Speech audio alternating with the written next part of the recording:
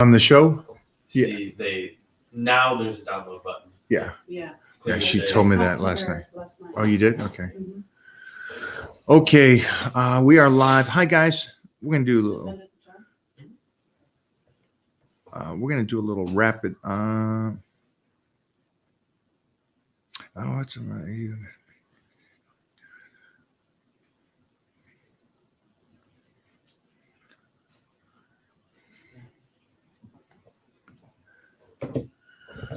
that the one I forwarded you? Hi, guys. Let me know any questions you guys have. I got some fun questions to go down. I think I put them on my story here. Mary, what's a happening? What's a happening? Hot stuff. What move's that from? Come on, Mo. 16 Candles. Is it? Yeah. I see it's this kid. Yeah, it was. What was the Asian guy's name? Some young guy, wasn't it? I didn't see it. You didn't see 16 Candles? I'm going to tell Bryce. I'm going to tell No, Bryce you haven't seen that one either. No, bro, don't tell me that. Hey, guys. What do we got? Who watches this? I ain't what the fuck? What are you watching? This is way before my time. Who watches 16 it? Candles? It wasn't even in his father's cojones. Cojones. 82? 82. 84. Oh. It was like 16 Candles 84? Yeah. It Wow. released 84. Yeah. So, 83. Yeah. Molly Ringwald, I think, isn't it? It's Molly Ringwald. I think Paul Dooley. Robert Downey Jr.'s in it, I think. Justin Henry. Keep going on the list. Anthony Michael Hall. Anthony Michael Hall was everything. Produced by John Hughes. Don't tell Bryce, for real. Yeah.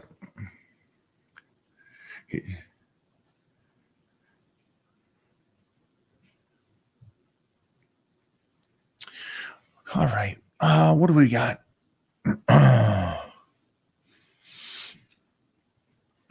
Who got their training in today? Give me that one. Who got their training in? Because I know this guy's going to get his training in right there. Look at that. What's going on, guys? Superstar.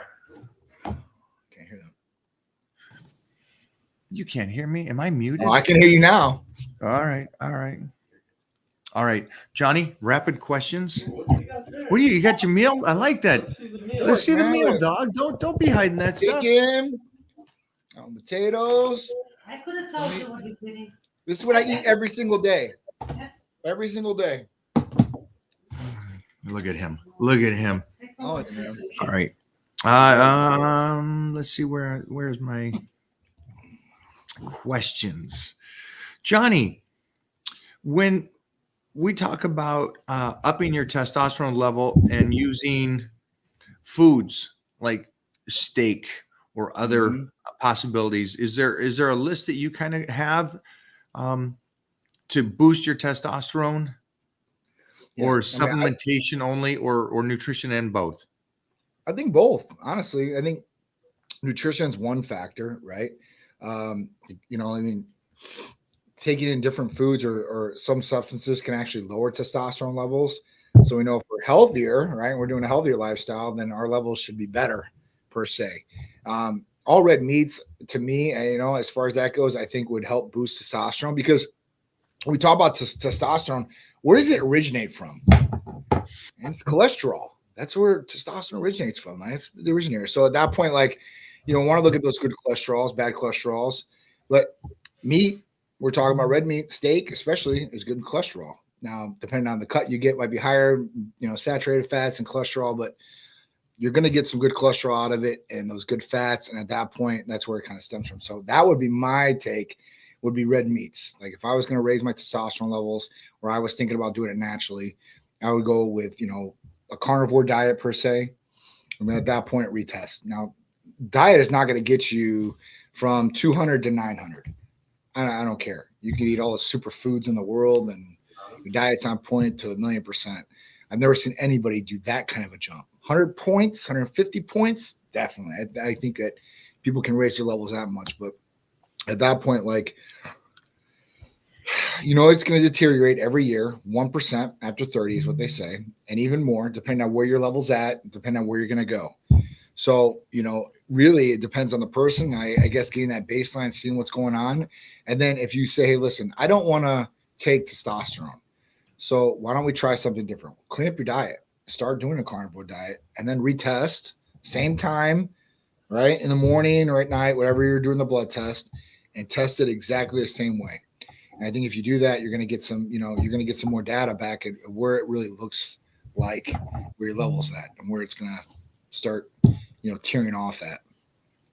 That I think that it's funny because it's, again, I think lifestyle has a lot to do with it and how you train. And again, if you are eating well and you have that Titan lifestyle, you'll be able to keep your testosterone at obviously at a higher level than the twin of you that's sitting on the couch eating Doritos all the time.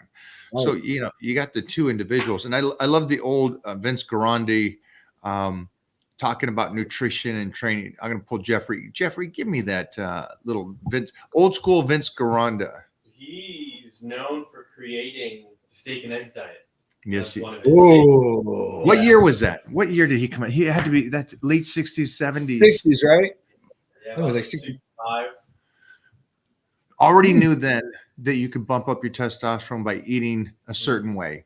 I love that. And like fats, like big fats, like butter, cream, half and half, red meat. He's big on all of that. And he's huge again.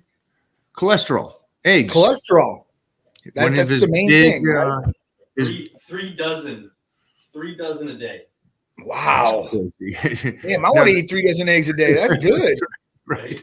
Obviously, you don't have to do that level. You don't have to do that. But the point I just wanted to make for everybody that's here today is that your nutrition does play a role. Absolutely. And so if you change your nutrition, boom, you're up another level. You train correctly and enough during the week to stimulate the body. Again, you're bumping it. Then let's optimize it with Titan Medical and see what your blood work is and see what they can do. And now you just bump three folds Yes. from where you're at right now, three folds. And so you're talking about, hey, I want to change. Well, I just change the one. Well, let's change all three this week. Let's start to level up a little bit, everybody. We got 3 weeks to the Olympia. So let's level up today and go change the nutrition, check your blood. And like what Johnny said, check it at the same time, change your nutrition and test it again. Yep. So I just really want to jump on that one this morning. How do you make your So the next question is, how do you make sure you have optimal nutrition and vitamin levels? Okay. That's actually a good one for you, Johnny. Question. Yeah, for sure. So optimal nutrition, right? You need to get so much of your macros in, your protein, your fats, and your carbohydrates. That's one thing we need to look at, right? But, in your foods of the day, how do you know you're getting enough vitamins, and let's say amino acids, what the body needs per day?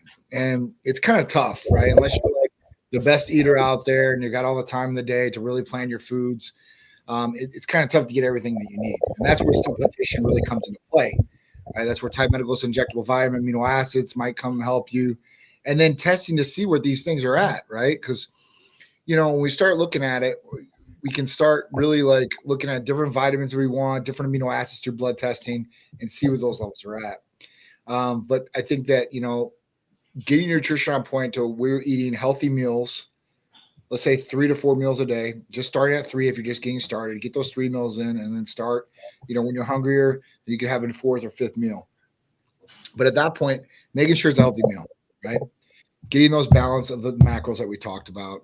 And then at that point, getting, enough fruit, which also in turns would be fiber too, as well, that you need to add to the diet, that roughage. I mean, I was talking about that today and like, for us, it's like 30 grams, like for a guy, that's what's optimal. 30 grams of fiber per day. And for girls, it's 22 grams. For the average American right now, we only get 18 grams. So that's better than I thought it would be. That's way better than I thought it would be. That's what the average is. Yeah. And I'll send you over the study on it, because I was just reading the study before my live about it, which is really, really cool, because people are like, listen, how do I get fiber in my diet? And we started talking about like flaxseed. And then we started talking about like, like different fruits that you could get it from. Like apple has 5 grams of fiber per apple, right? And that might be different from the smaller size to a bigger size. 6 grams from a pear, and I love pears. So right there, you've got some of the right off the bat. And then, you can start looking into different things too, as well, like supplementation that for fiber, Fiberlize, where you can like put it right into a drink and drink fiber down. Like I know people do that, like older people and stuff like that. Miralax, like different things to get you to go. I think that's a big thing. And obviously, like, having your vitamins and everything on point. Like even we're talking about, like we've talked about it many times, vitamin D, which isn't really a vitamin, it's a hormone, but at that point, making sure that's a good level. And, and the way that we usually get vitamin D is from foods, or they say from sunlight. Get 15 minutes of sunlight every day and you should be good, is what they say. But I mean, I put that out there for a challenge for anybody out there. Go ahead and see how much sun you can get, and then blood test and see what your vitamin D level is at. Majority of people come back low or deficient on vitamin D levels every single time. And they could be on vacation for a whole week, went outside with no sunscreen and got all the sun in the world, and it just didn't convert in their body like it should have.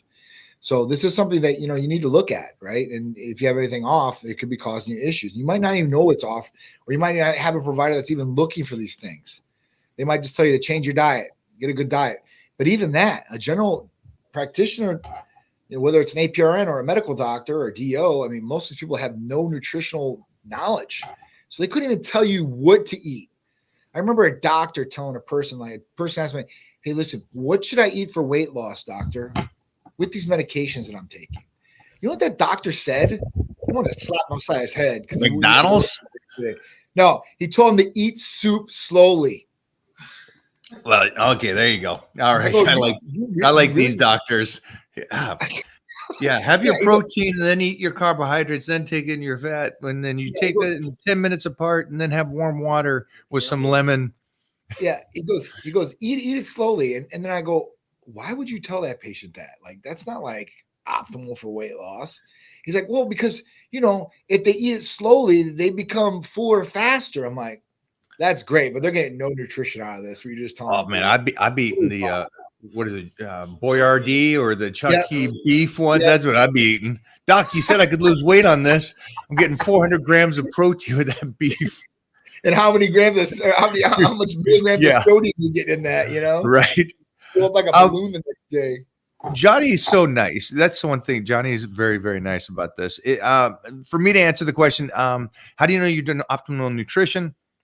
You're getting stronger. You're looking different every couple of weeks. That kind of tells you what it is.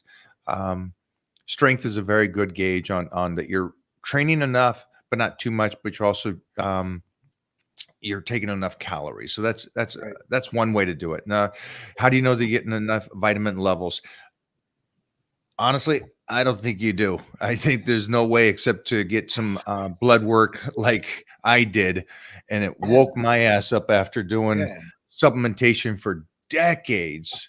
Yeah. I'm sitting there thinking, oh, when I do this test, I'm going to be top notch everything.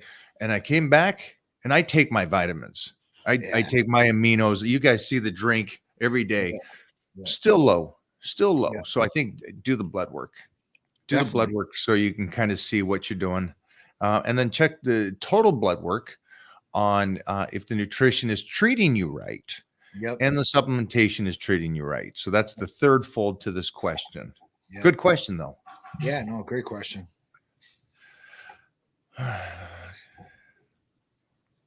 Okay, so how do I balance weight training and aerobic training? How do I balance that out? I mean, balance for me, I guess, would set your weight training days, and on your off days, maybe do your cardiovascular training, your anaerobic training. You could do it same day too, I guess. What I would do though is I would do my weightlifting training first, because I wouldn't want to fatigue the muscles that I'm trying to really put some real major effort into, and then do some cardiovascular training afterwards. That's how I would lay it out. And I'm just being honest with you guys. I don't do any cardiovascular training, so at that point, it's bad for my heart. I should probably be doing cardiovascular training for my heart. But as far as what I do and stuff like that, I would burn too many calories.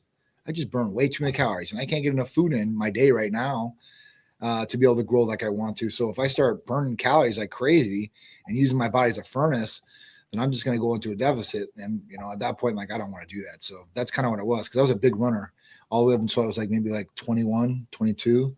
And at that point, the guy What told were you me, running from? no, I was just a runner. I love to run. I don't know, John. Jeff, you got any input on that one? He was running from something.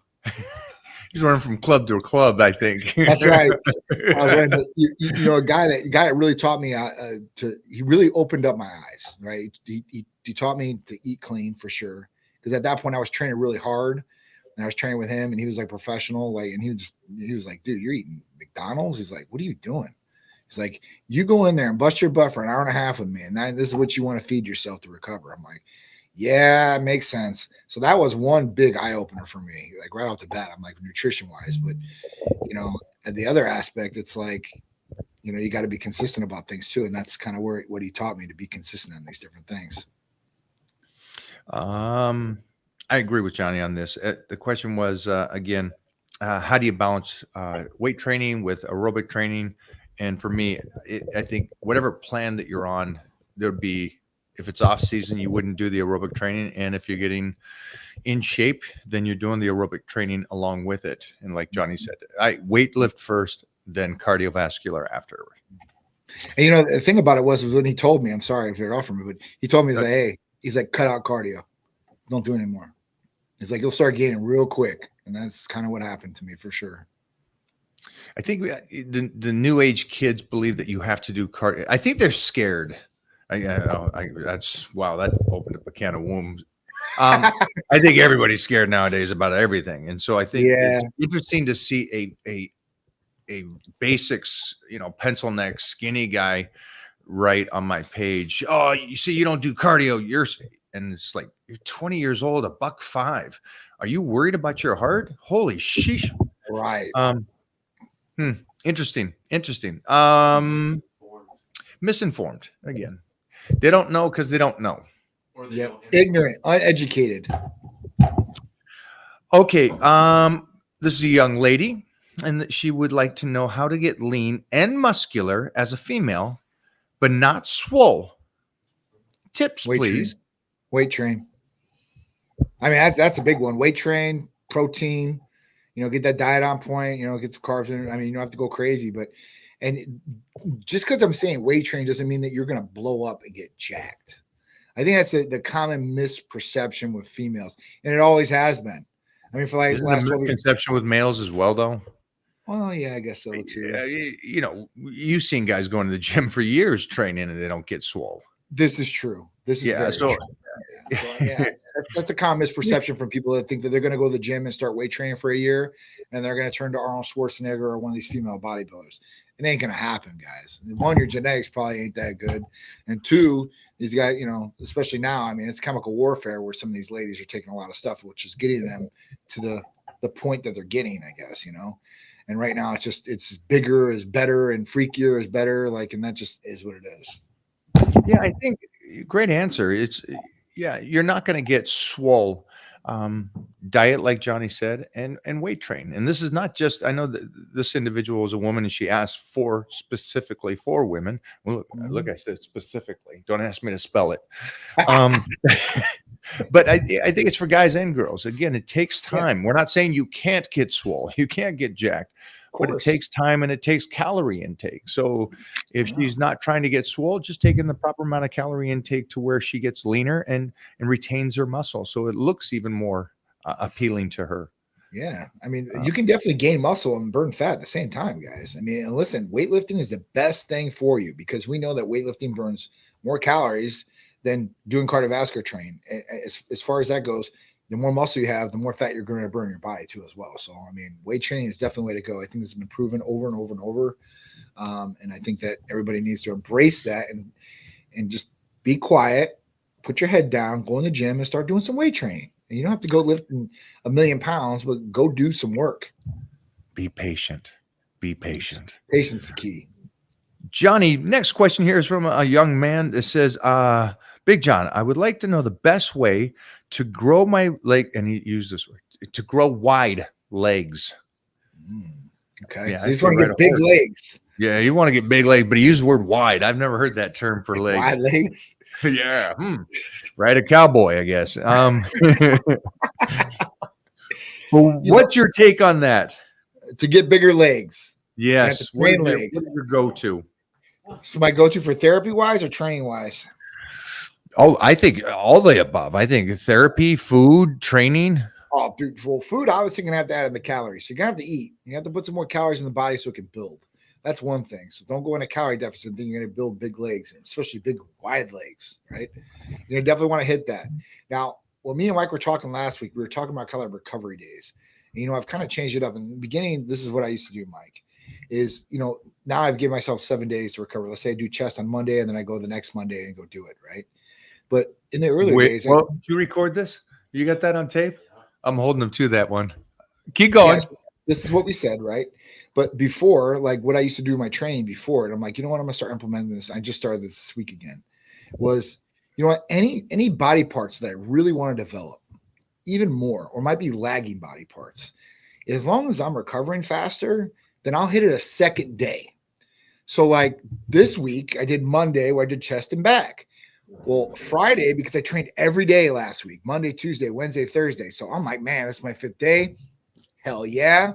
I was like, let me work on some of these different body parts that, listen, I want to make it a little bit better. So that's when I started going. I did a little bit. I did 2 more exercises for chest. I did 2 more exercises for back. And I'm working these muscles a little bit more. And, somebody might say, well, you don't get enough recovery time. Well, here's the difference between me and maybe you as a person out there. Me, I am on HRT, right? And testosterone will help you recover faster. So you can train harder and more frequently, right?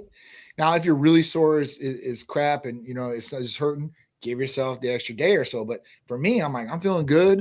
I'm like, all right, I'm gonna go hit this. As long as you're feeling good, I think that's the key to really work on or to think about. Like, so that's kind of what I've been doing this week. I'm like, well, last week and then this week I'll start for the next 3 weeks until I get to Olympia just to work on it. But that's what I would do. I would work out the body part maybe twice a week if you can, and really get in there and really develop it. The legs, especially, because legs sometimes they grow for people and they're harder for other people, especially calves.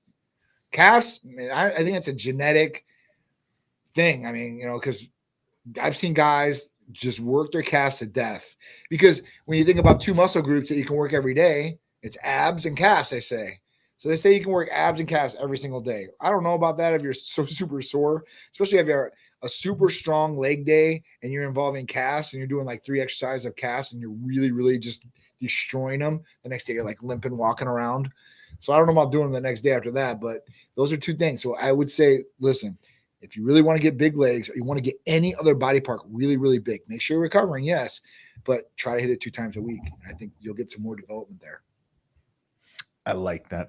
I like what he's saying. And let's stay on that for a second, because again, one of the big things is if you are doing HRT and let's say you guys are over at Titan Medical and you're working with them, feel free.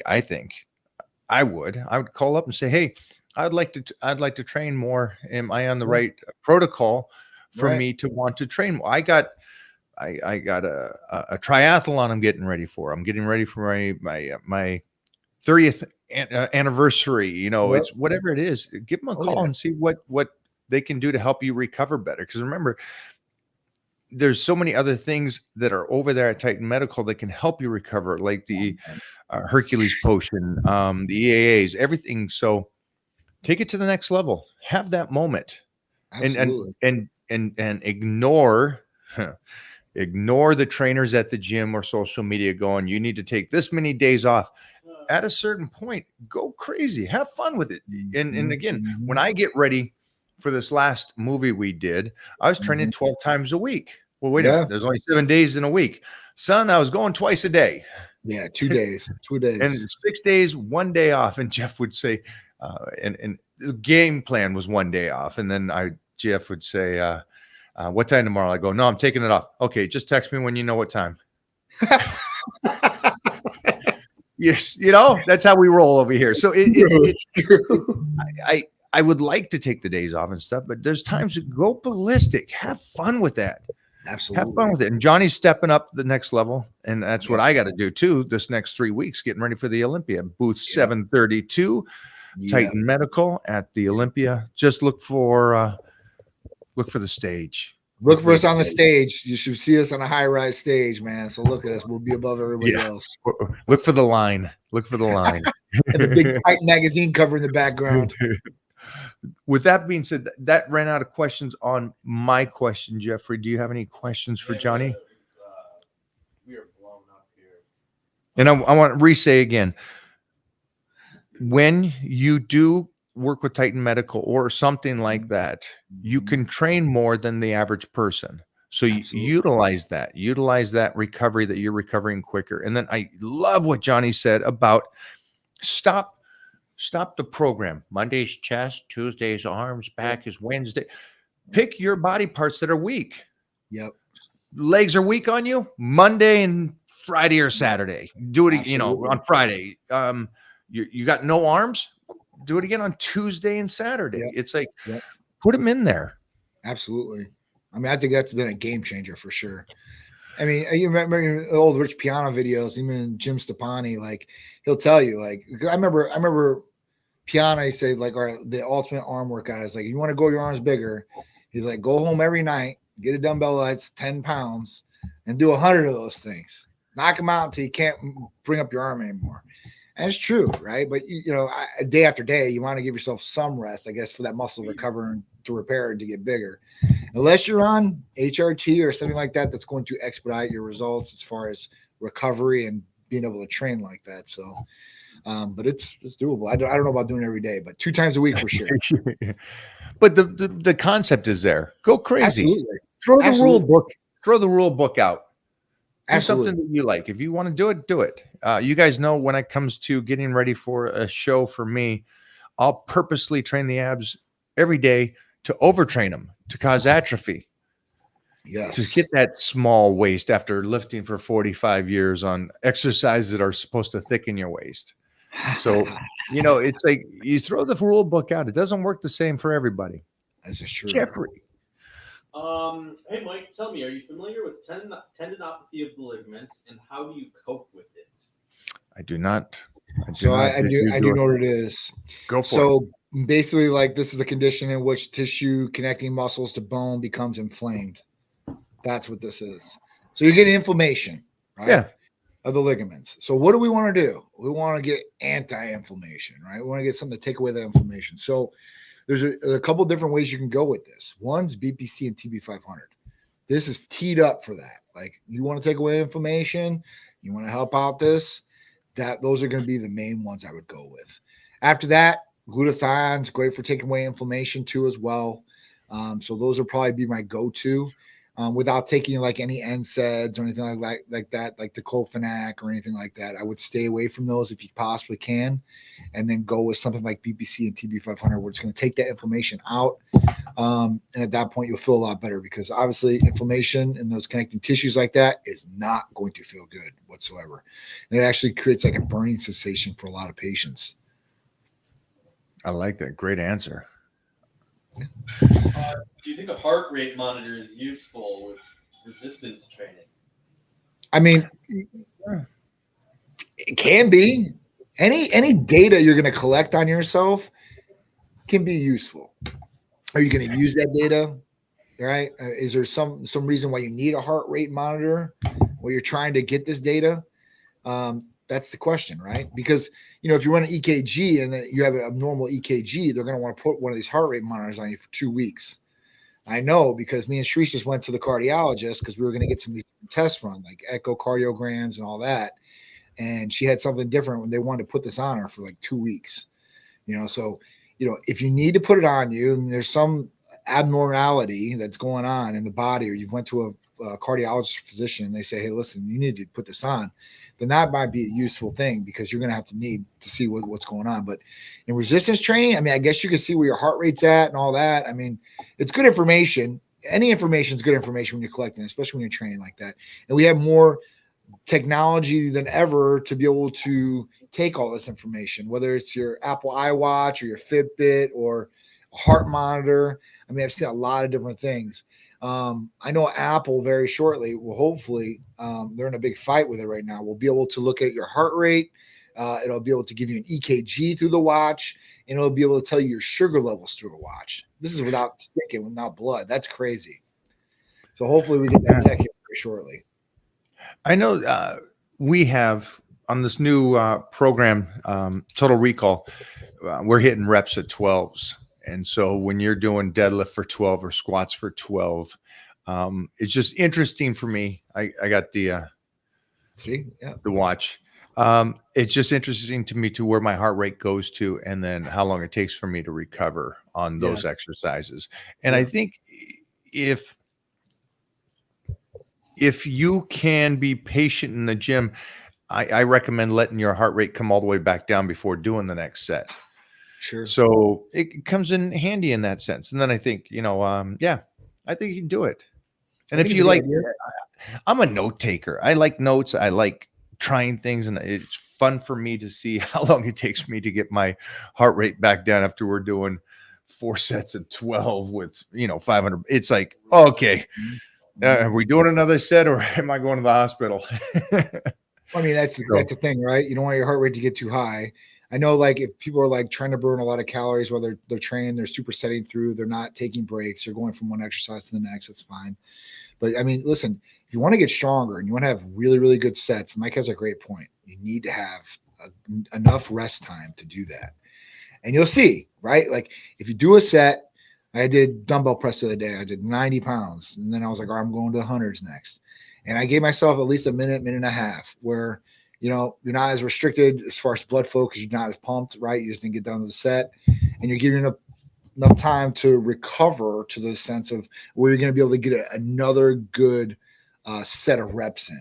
Because if you don't, and let's say you only wait 20 seconds, you're probably not going to get as good of a set than you would if you rested a minute and a half to 2 minutes.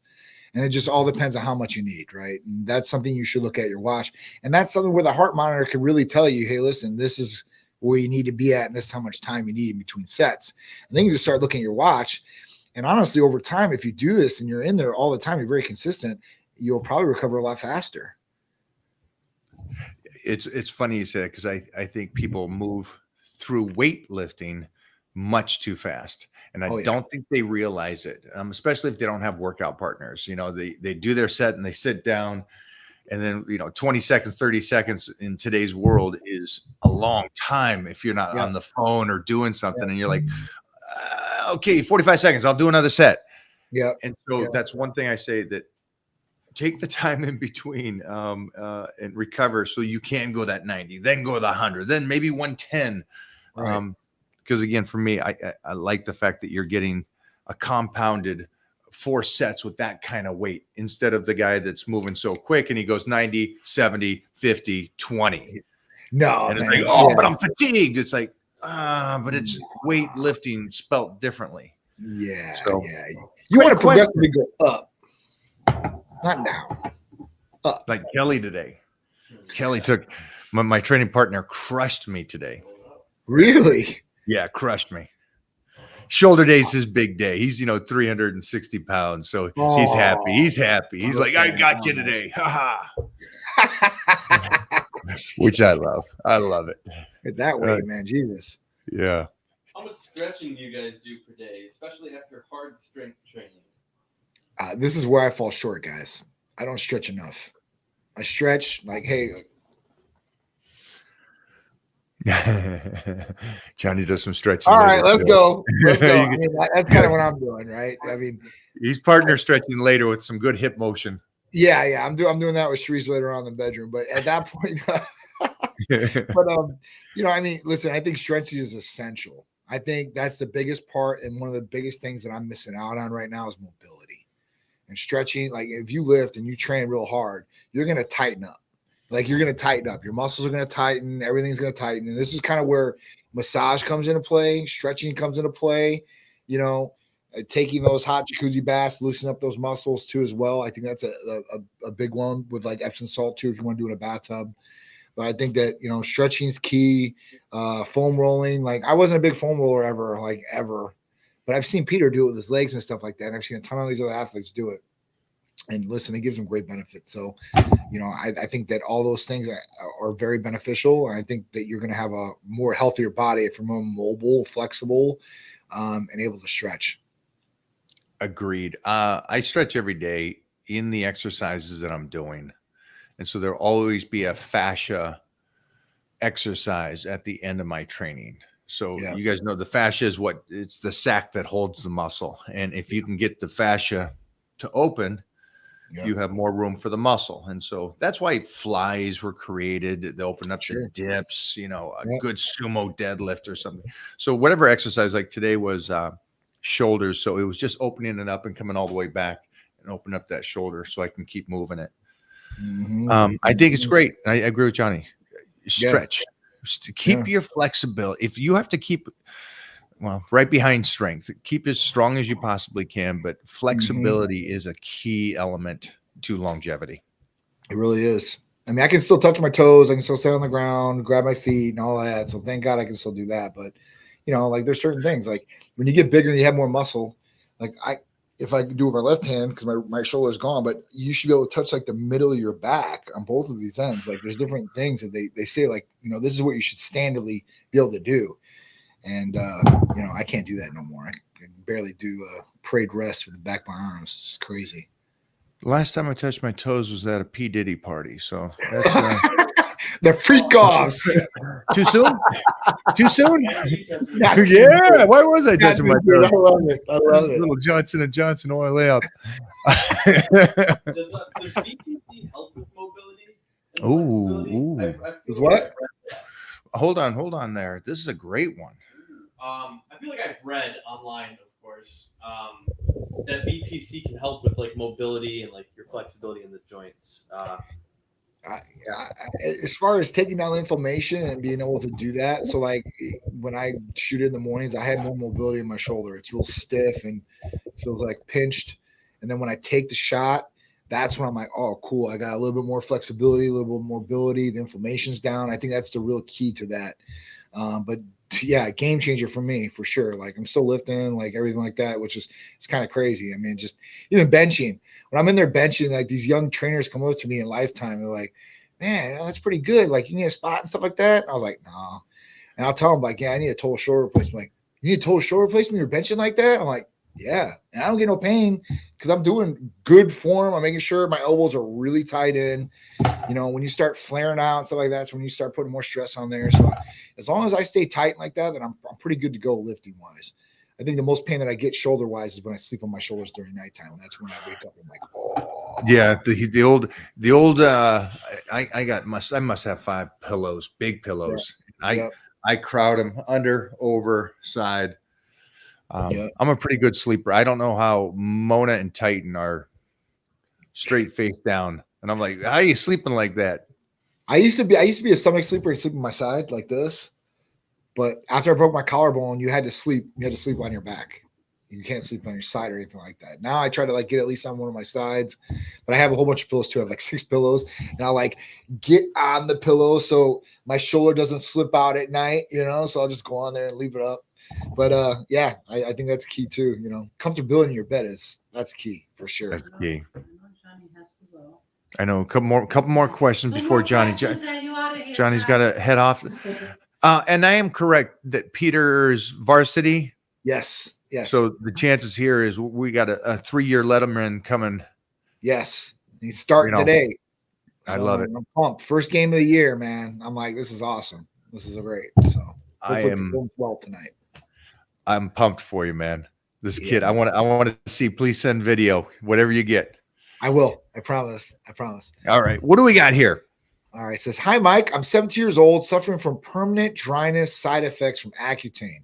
It severely ruined my mental health and confidence. Do you have any advice? So I've taken Accutane, guys. I think it's a hell of a drug. It works phenomenally. Like if you have acne and you can't get rid of your acne, Accutane will get rid of it. The negative side effects to Accutane, it will severely dry you out. I'm talking to the point where like I had to carry around chapstick with me 24/7, apply it all day, every day. Because if not, if you smiled, did anything, your lips cracked and you bled. The other negative side effect is it could affect the liver. It could be hitting the liver. So they usually blood test you when you're on Accutane, but usually you stay on Accutane for about 6 months. Now, I would say if you have the permanent dryness side effect from Accutane, you're going to want to start looking at different lotions to apply. When you say you have severely ruined my mental health and confidence, is this because you're so dry on your face, or what is going on as far as that goes? Because you're going to want to use a lotion, and then you're going to want like a sensitive skin lotion, apply that. And then you're going to want to apply like chapstick, and you're going to want to carry that thing around with you all the time. But when you're done with your Accutane protocol, everything should probably go back to normal. And at that point, like, you won't deal with any of this dryness effect that you had being on Accutane. Did you do it when you were going through puberty, or is it after? Or I did it. No, that's when I did it. I did it when I was like 20 years old. You were 20, so you were a late bloomer. 20. Yeah. I had acne a little bit, like growing up and stuff like that, but then I started getting it like on my back and my shoulders. I'm like, what? And I wasn't taking any tests or anything back then, so there wasn't anything like, oh, this is hormone related. Like, Right. So, and I didn't know what I know now. So at that point, like, I went to the dermatologist, like, listen, Accutane. My dad had really bad acne back in the day, whatever. So I just attribute to that. And he put me on Accutane. And I was like, all right, cool. And then at that point, like, literally like 6 months later, he took me off Accutane, and everything was great. But during those 6 months, I don't know what that dryness is like. And I was just talking to one of our other people about it today because they were on Accutane inside the office, and we were just comparing, how it was for them to us. And it happened. It happens to everybody, that dryness effect. And that is why your skin is like that. It's why it clears up, because there's nothing in there as far as that goes, oil wise or anything else. Yeah. It's crazy. So you took Accutane? I did. I did going through the late stages of puberty because, again, acne in school and stuff. And so I'm just thinking back to, I did come off it. And I tried to just really make sure the nutrition was on point, which helped at that stage too. But Absolutely. Acne is one of those things that's guaranteed for when you're going through those, those developmental years. So I hear you, kiddo. Try to keep the diet as clean as you can. And as soon as your skin is cleared up and stuff, if you can, maybe go off and see how your body is reacting at that point. Absolutely. Well, like Thank I said, you for the question, kiddo. Yeah, that was a good one. That was definitely a good one. And listen, when you're 18, Tight Medical Center can help you 18 years and up if you guys are looking for help in any of these situations or scenarios that we're talking about. I need a banger. Jeffrey. Gotcha. Thank you, Brian. How do you ensure long-term joint health by lifting heavy, and what preventative measures would you recommend? Well, I think Mike is the golden child of this one because he probably has the best joints for his age than anybody I know personally, especially me. My joints are shot. So, at that point, to ensure long-term joint health, I don't know. I start making sure those connective tissues are warmed up and they're getting stronger along with the muscle that you're building, because muscle is going to get bigger and stronger faster than those tendons or joints are going to get. So at that point, you need to focus on that. Preventative measures, from my stance, like I said, start small, go heavier, and BPC 157 and TB 500. That is what I recommend for anybody out there as a preventative or to treat acute or chronic pain. So wherever you lie, if you're preventative and you don't have any pain, this would be a good thing to do, especially when you're asking about preventative measures. The next thing would be, like I said, the preventative measures. And then at that point, if you have chronic or acute pain, this is going to help too. I think Johnny hit it out of the park. And just for anybody that's on here, there's a lot of talk about rep range for building muscle. You're going to be able to lift for a lifetime if you think about not just your muscle, but everything else attached to it. Mileage is mileage. So at the end of the day, if you're going in there doing 30 reps on everything with 10 pounds, you're just putting mileage on there. There's a couple studies, Wolff's Law and Davis Law. So Wolff's Law is the study of making your bones superhuman, and Davis Law is the study of connective tissue and ligaments, making it stronger. And both come from the breaking down and making them stronger as you continue forward in your training. And so that was one of the main principles on my power bodybuilding and why I've been able to do this for so long. And also, it's just go into the gym, do the least amount of work possible, still get better, But don't be one of these guys that I train 3 hours and I kick everybody's ass in the gym. Great. It doesn't work that way. It's too much, man. It's too much. much. And too much. It's not it doesn't hype us up. No, It- gotta work what hype- smarter, not harder. Yeah, this is a chess Yeah. match. Don't play checkers. Yeah. And speaking of games, Johnny's got to go. He's Yeah. got something to do. Man, thank you, Johnny. We'll hit up again you, this guys. week, man. Send me Sure. video. I appreciate you guys. Thank you. And I definitely will, man. So hopefully people will go kick some butt. If anybody needs Yeah. our help, you can call or text 727-389-3220. Therapy of the week, testofenzine. Brand new What the- peptide therapy, oral What? therapy, weight loss therapy. Comes in 2 different versions, 250 micrograms, 500 micrograms. What does it do for you, right? It's going to make you happier. It's going to help curb your cravings for salty or sugary items. And it's also going to create more energy expenditure. That's right.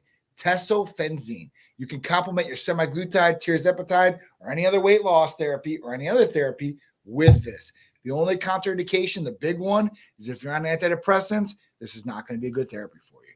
If you're not on antidepressants, this is probably going to be a good therapy, and it will complement any of the other therapies that are on with us. So everybody's looking for new weight loss, $25 off the therapy package. The 250 micrograms is $200. The 500 micrograms is $300. So you get almost double the medication for only $100 more. I try to make it a deal so people would want to get the higher dose to get better results. That's how I'm gonna leave you guys. That was the banger right there. Guys, there's the website right there, TitanMedicalCenter.com. Get on over there, get signed up today, and touch base with them. And we'll see you guys. Johnny, have a good game. I appreciate it. Puff Daddy's on. He says, Johnny, I'll see you at the party. I'm not seeing no puffy parties. No Diddy for me. No Diddy. Bye, guys.